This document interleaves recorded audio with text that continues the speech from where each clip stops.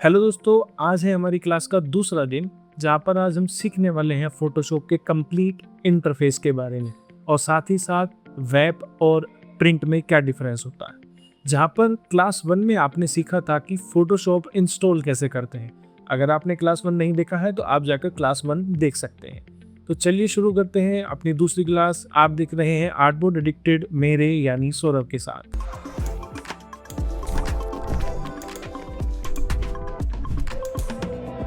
ये है फोटोशॉप का होम पेज। फोटोशॉप पर काम स्टार्ट करने के लिए हम न्यू फाइल पर क्लिक करते हैं। न्यू फाइल पर क्लिक करने के बाद में आपके सामने एक पॉपअप विंडो शो होता है जहां पर आपको ये डिफरेंट ऑप्शन दिखाई देते हैं। ये रिसेंट ऑप्शन में जो भी आपने रिसेंट में अभी जो भी साइजेस यूज़ किए हैं यहाँ पर वो सभी साइजेस को दिखाता है। यहाँ पर आप अपने साइज़ बनाकर सेव कर सकते हैं। और ये फ़ोटो का सेक्शन है जहाँ पर जो जनरली जो फ़ोटोज़ के साइज़ होते हैं वो सब यहाँ पर आपको मेंशन होंगे। आप सी ऑल प्रीसेट पर क्लिक करेंगे तो आपको जो भी फ़ोटो के स्टैंडर्ड साइज़ हैं वो आपको यहाँ पर दिखाई देंगे। अब बात करते हैं प्रिंट की। तो प्रिंट सेक्शन में आपको दिखाई देंगे लेटर, लीगल, आपको A4, A6। आप मोस्टली A4, A3, A5 पर हम बहुत ज़्यादा काम करते हैं। और प्रिंट सेक्शन के बाद समझते हैं आर्ट एंड इलस्ट्रेशन को। यहाँ पर आपको आर्ट एंड इलस्ट्रेशंस के डिफरेंट साइज़ हैं, वेब के साइज़ हैं, मोबाइल के साइज़ हैं, फिल्म के साइज़ हैं। ठीक है, यहाँ पर ये जो आपको एक सेक्शन दिखाई दे रहा है, यहाँ पर आपको दिखाई देगी ये है विड्थ और हाइट, जहाँ पर आप मैनुअली भी आप अपनी विड्थ और हाइट डालकर एक साइज़ क्रिएट कर सकते हैं। अदरवाइज जिस भी चीज़ के लिए आप डिज़ाइन बना रहे हैं, लेट्स से कि आप प्रिंट के लिए बना रहे हैं तो आप प्रिंट में जाएंगे, व्यू ऑल प्रीसेट करेंगे और A4 सेलेक्ट करेंगे। तो अगर यहाँ से आपको यूनिट्स चेंज करनी है, आपको इंचेस में आपको इजी लगता है, आप इंचेस में भी इसको चेंज कर सकते हैं। ये आप पेज लेने के बाद अंदर से भी आप इजीली इसको चेंज कर सकते हैं। उसके बाद आपको ये विड्थ और हाइट के बाद में आपको दिखाई देगा ओरिएंटेशन, पोर्ट्रेट और लैंडस्केप। फोटोशॉप में एक नया फीचर और ऐड हुआ है आर्टबोर्ड का। जिस तरह आप इलस्ट्रेटर में डिफरेंट आर्टबोर्ड क्रिएट कर सकते हैं, उसी तरह फोटोशॉप में भी आर्टबोर्ड का अगर आप ऑप्शन अनेबल करेंगे तो आप दो आर्टबोर्ड भी वहाँ पर एक ही फाइल में डिफरेंट आर्टबोर्ड आप क्रिएट कर सकते हैं। इसके बाद आता है रेजोल्यूशन। ये रेजोल्यूशन होता है पिक्सल पर इंच या DPI डॉट पर इंच। ठीक है, 300 पिक्सल ज़्यादा शार्प, ज़्यादा हाई क्वालिटी की इमेज, और 72 पिक्सल आपको लो रेजोल्यूशन इमेज। आपको इमेजेस आपको पिक्सलेटेड दिखेगी, ब्लर्ड दिखेगी। ठीक है, उसके बाद आपका एक कलर मोड आता है। अगर हम प्रिंट के लिए कर रहे हैं तो हम यहाँ पर इसको RGB से CMY के चेंज कर सकते हैं। अगर आप प्रिंट के लिए कर रहे हैं तो आप यहाँ से RGB से CMY के चेंज कर सकते हैं। ठीक है, और अभी के लिए हम क्रिएट करेंगे अपना फर्स्ट आर्टबोर्ड। अभी हम A4 सेलेक्ट करता हूँ और A4 सेलेक्ट करेंगे और क्रिएट पर क्लिक करेंगे तो आपके सामने ये एक आर्टबोर्ड जो वाइट स्पेस आपका है, ये आपका वर्किंग एरिया है। इसको कैनवस भी बोलते हैं और अब आर्टबोर्ड भी बोलते हैं। ठीक है, तो अब आपके सामने ये फोटोशॉप का इंटरफेस ओपन हो गया है। आपके जो लेफ्ट साइड में ये बहुत सारे टूल्स आपको दिखाई दे रहे हैं, यस, इसको टूल बार बोलते हैं। यहाँ पर ऊपर जो आपको डिफरेंट मेन्यूज दिखाई दे रहे हैं, इसको बोलते हैं मेन्यू बार। और जो भी टूल आप सिलेक्ट करेंगे तो आप देखेंगे यहाँ पर कुछ ऑप्शंस चेंज हो जाते हैं। तो उस टूल को कंट्रोल करने के लिए आपके पास ये डिफरेंट कंट्रोलर होते हैं, तो इसको बोलते हैं ऑप्शन बार। आपके राइट साइड में कुछ पैनल्स आपको दिखाई देंगे, जैसे एक पैनल के अंदर लेयर, कैरेक्टर और ये डिफरेंट पैनल है, कलर्स का है, तो इसको बोलते हैं पैनल बार। जब भी आप किसी लेयर पे काम करते हैं, कलर्स में काम करते हैं, तो आपको यहाँ से पैनल से आप उनकी फंक्शनैलिटी को कंट्रोल कर सकते हैं। ठीक है, तो इसके बाद में आपको ये दो कलर दिखाई देते हैं। इसको बोलते हैं, जो फ्रंट में है फोरग्राउंड कलर और जो बैक में है बैकग्राउंड कलर। हम इसको एक्सप्रेस करके आप कीबोर्ड से एक्सप्रेस करेंगे तो ये चेंज हो जाता है। फ्रंट में जो भी रहेगा वो फ्रंट में फिल होगा, यानी कि आप, हाँ, इसके बाद आते हैं, ये नीचे आपको एक बार दिखाई दे रही है, ये है AI बार, जहाँ पर आप इमेज क्रिएट करते हैं और AI की मदद से आप इमेज को एडिट करते हैं, उसमें न्यू न्यू वेरिएशन ट्राई करते हैं। अगर हमें एक इमेज ओपन करनी है तो आप सिंपली फाइल पर क्लिक करेंगे और आपके सामने ये इस तरह से एक पॉपअप विंडो ओपन होगा जहाँ से आप अपनी फाइल को सिलेक्ट कर सकते हैं। तो अभी के लिए मैं ये वर्क स्पेस वाली एक फाइल ओपन कर लेता हूँ। तो आप देखिए यहाँ पर ये पूरा वर्क स्पेस का मैंने इंट्रोडक्शन आपको दिया है।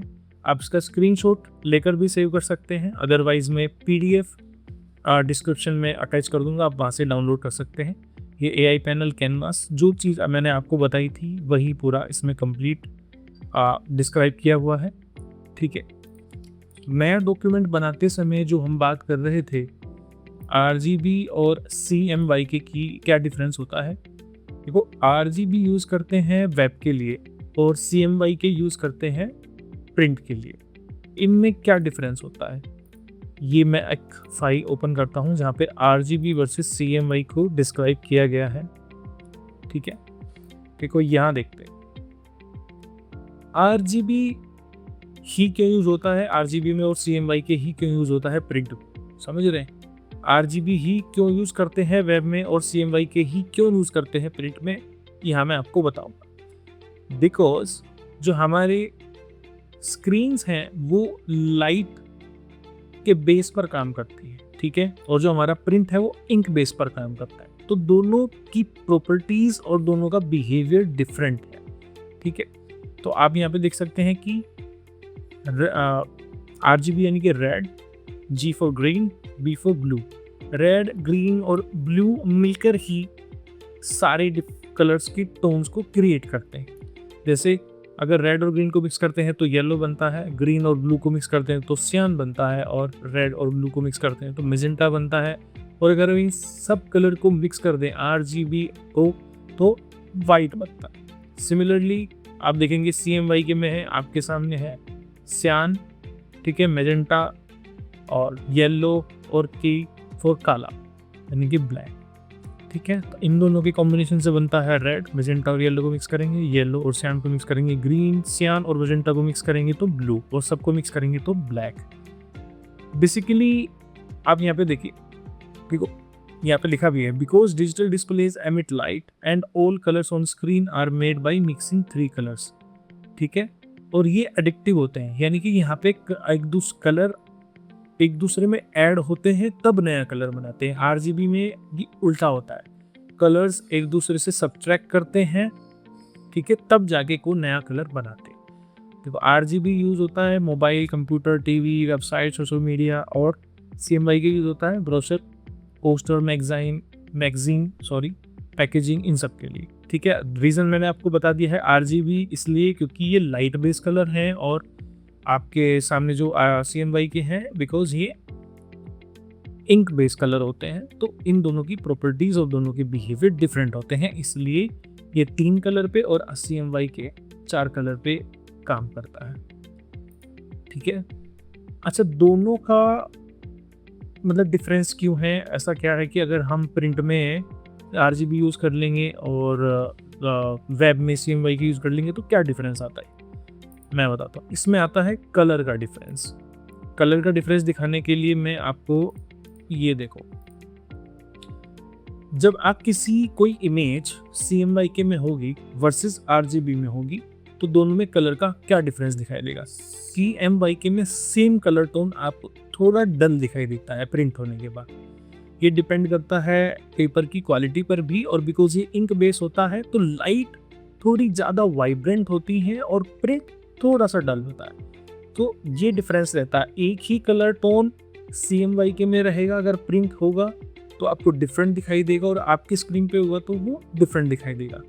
ठीक है, अगर ये CMYK आपने किया है अब प्रिंट होने के बाद थोड़ा डिफरेंट, और जब तक स्क्रीन पे रहेगा तो थोड़ा डिफरेंट, तो इतना ह्यूज डिफरेंस रहता है।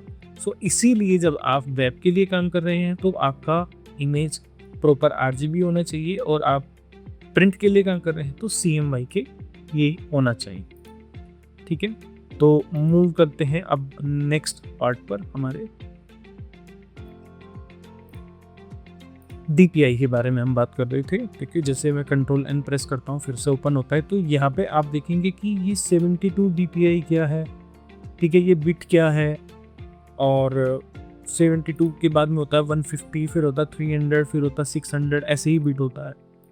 ठीक है, ये होता है 8 बिट, 16 बिट और 32 बिट्स।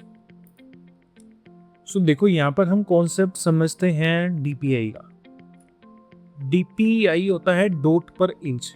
देखिए, 1 इंच के अंदर कितने डॉट हैं? डॉट यानी पिक्सल्स।